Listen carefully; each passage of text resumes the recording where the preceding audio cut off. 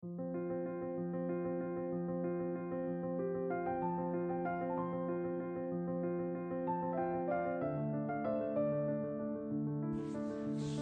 to Body and Moon Guided Movement. It is winter and we're going to do a meditation. So let's just start with some deep breathing.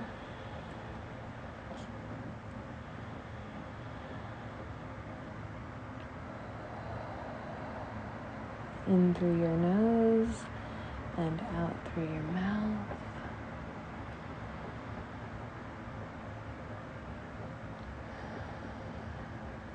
Go ahead and relax.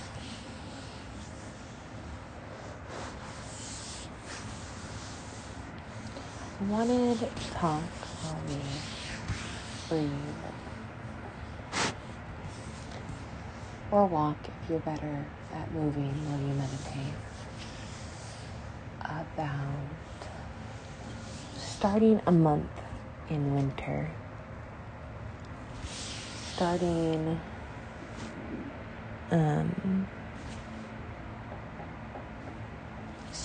when you're bleeding. And I know it just messes you up because you want to have a great start to a month, right? Like when you think about your perfect month, you lined up your ducks in a row, you've gotten everything done, you're on top of the world, you've gotten a great start to your to-do list, to your tasks. And so I think it can feel like a real pain in the rear end to start your month in winter as opposed to summer or spring.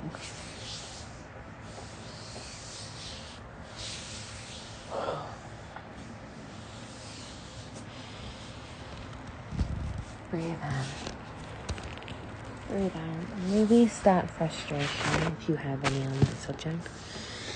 And I want to talk about why it's cool.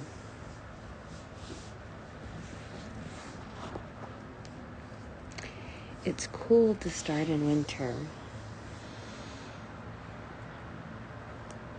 for the same reason it's cool to start the year in winter, like I talked about at the beginning of this year in the video.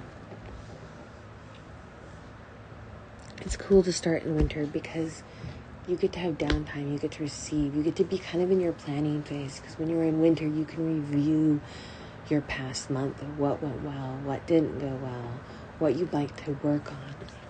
You can take the time to receive and give yourself credit and relax and really, truly start your month with a lot of energy.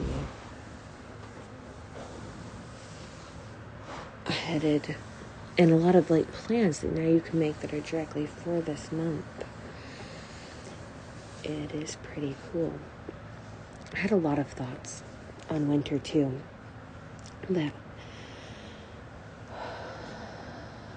I wanted to talk about during this meditation time period. I don't know if any of you have ever gone on long road trips. I've done a few over my lifetime and a few just in this year. And the thing that struck me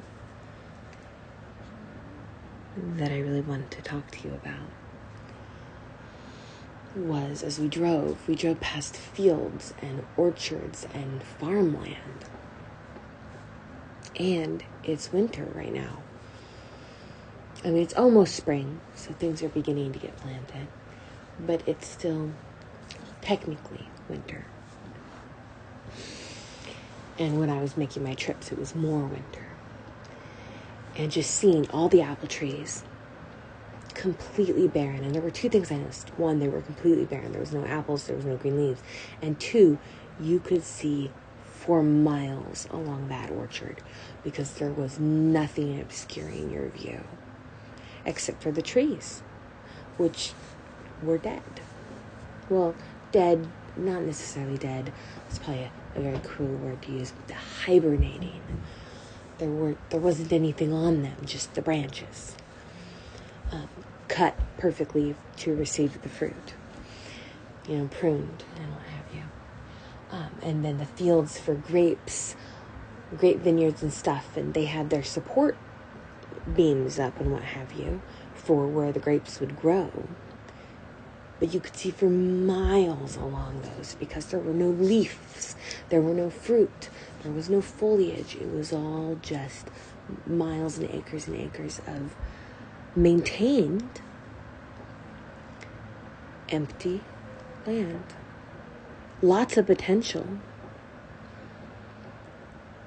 But you could see everything. You could really feel the lay of the land itself without getting distracted by the fruits or the greenery or even the beauty that is often associated with spring and summer and fall. Instead, you get this more raw, natural winter beauty that is just breathtaking and made me think of winter in a very different way.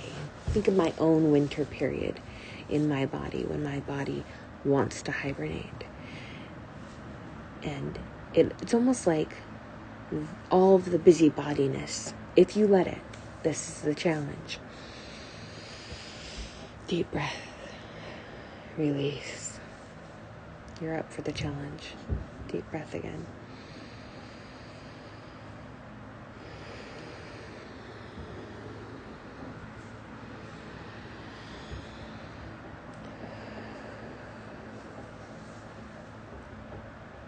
You can see the lay of your land.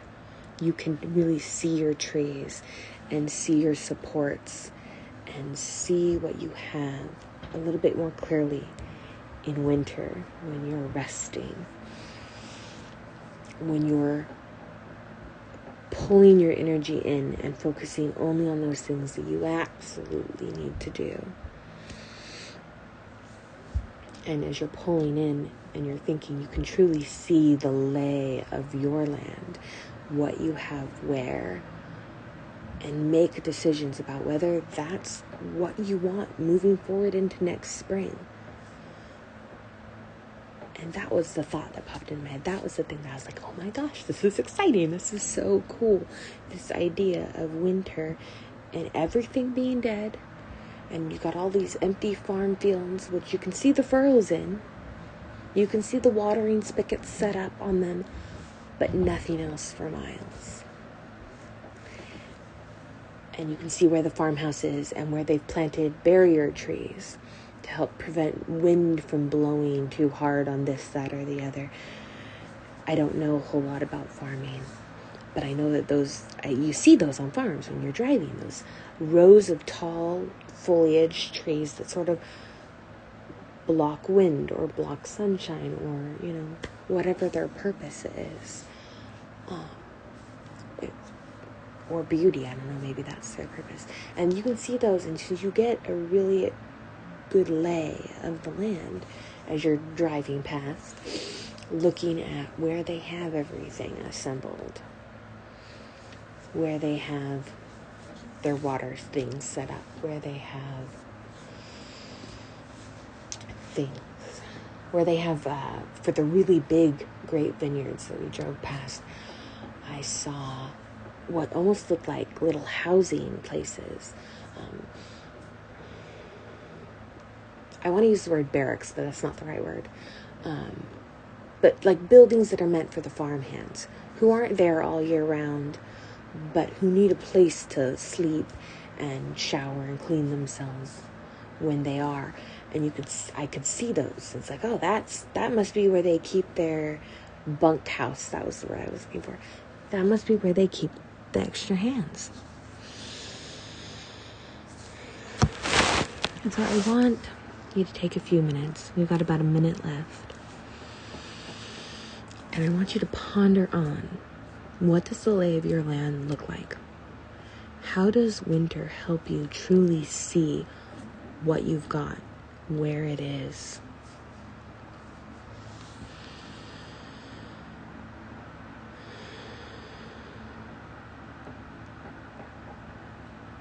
And how can you utilize that for spring?